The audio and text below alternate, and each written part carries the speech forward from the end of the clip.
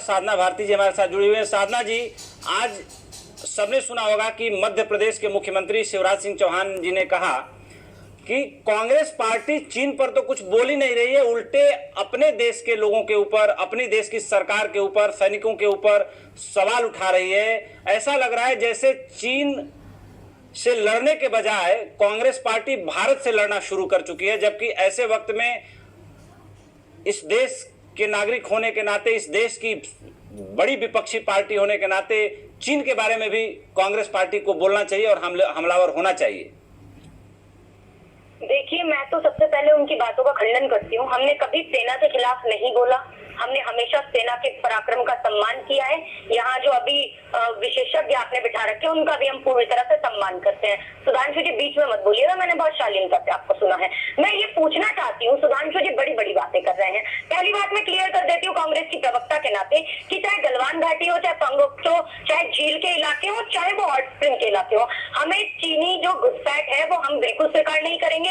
और कांग्रेस की प्रवक्ता के नाते एक बात और क्लियर कर दूं कि हम कांग्रेस और भाजपा अगर भूभागीय भारतीय अखंडता की बात है तो हम सब एक हो जाएंगे और चीन को चमगादड़ की तरह उल्टा भी लटका देंगे। हमें उसमें कोई आपत्ति नहीं, हम आपके साथ खड़े हैं। मगर सरकार बैठी हुई है, आज में ये बात कर रहे हैं कैसे घुसपैठ हो गई। तो मैं आपसे पूछना चाहती हूँ सुधांशु जी, जो पंगोक्सो झील है, उस झील के जो इलाके हैं उसके अंदर क्या 8 किलोमीटर तक जो कि बंकर के साथ बोट टाइप और उसके अंदर 60 स्थायी ढांचे नहीं बनाए गए, इसकी पुष्टि देश के कई रक्षा विशेषज्ञों ने की, कई रिटायर्ड जनरल्स ने की, और जो कि सैटेलाइट की जो तस्वीरें वो भी इसकी पुष्टि कर रही है। तो क्या झूठ है? पहले आप इसकी बात बताइए और सुनिए आप मेरी बात। 6 जून को जो सबने यहाँ बीच में बोली उस बात की गलत बात है। मैंने बिल्कुल सुना, आप गलत बात बिल्कुल बीच में नहीं बोलेंगे आप, प्लीज प्लीज। और सम्मान करती हूँ आपका, सम्मानीय सुधांशु जी, कृपया मेरी बात के बीच में ना बोले आप, कृपया ना बोले।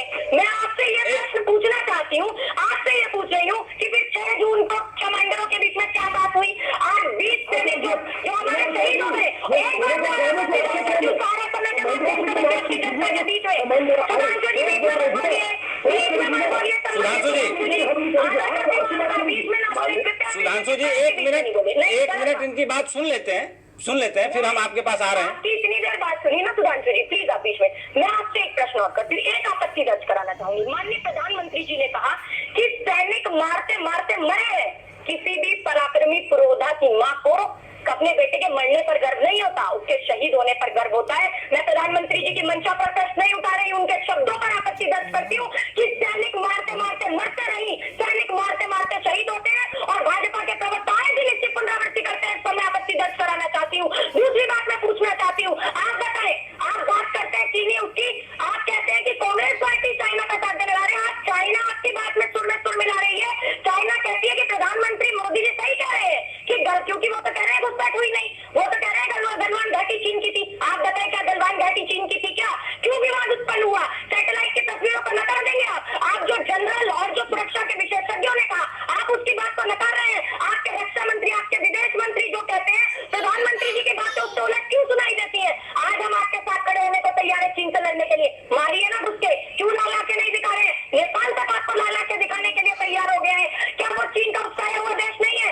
आप एक बात और मैं दर्ज कराना चाहती हूँ, आप चीन के आर्थिक आयात पर आघात कीजिए। क्यों आपने यूनिटी ऑफ स्टैचू का ठेका चीन की कंपनी को देने का काम किया? क्या आपने 3000 करोड़ रुपए का ठेका देकर उसको आर्थिक सहायता करने का काम नहीं किया? आज 5,17,752 करोड़ का इम्पोर्ट हम करते हैं और 1,21,000 मात्र 1,21,000 करोड़ का हम एक्सपोर्ट करने का काम करते हैं। शर्म मुझे नहीं आनी चाहिए, शर्म आपको आनी चाहिए, क्योंकि आपने देश के 20 जवानों की शहादत पर पैर लगाने का।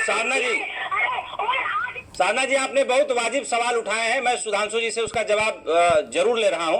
सुधांशु जी, 3 सवाल साधना भारती जी ने उठाए हैं। पहला सवाल यह है इनका कि जिस तरीके से प्रधानमंत्री के स्टेटमेंट को लेकर के ये उल्टा आप पर आरोप लगा रही हैं कि चीन के साथ सुर में सुर तो आप लोग मिला रहे हैं, और आपके माने जाहिर सी बात है प्रधानमंत्री जी के बयान को लेकर के जिस तरीके से वहां के ग्लोबल टाइम्स अखबार ने बात को घुमाने की कोशिश की। दूसरा आरोप इनका है आर्थिक फ्रंट पे कि हम एक्सपोर्ट 1,21,000 करोड़ का ही करते हैं और इम्पोर्ट जो है 5,92,000 समथिंग करोड़ का करते हैं।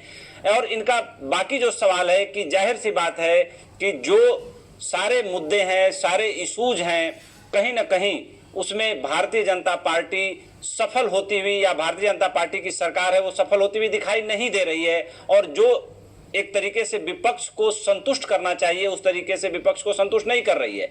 ऐसे में एक शब्द का उन्होंने बात पकड़ी है। जाहिर सी बात है कि इसको कहने में प्रधानमंत्री जी की कोई इंटेंशन गलत तो नहीं रही होगी, मारते मारते मरे हैं। जाहिर सी बात है कि एक शब्द और जाहिर सी बात है कि अगली लाइन में उन्होंने ये भी कहा कि भाई शहीदों की शहादत को विनम्र श्रद्धांजलि।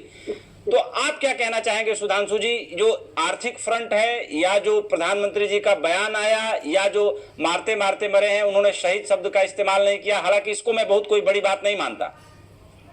चलिए, आपने मेरी समस्या का समाधान खुद ही कह दिया। ये कहते हुए कि जो बोल रही है उस तथ्य में कोई उस शब्द के जिसके बारे में बोल रही है उसके पीछे औचित्य नहीं है, तो छोड़िए, मैं उस बात पे नहीं आता हूँ।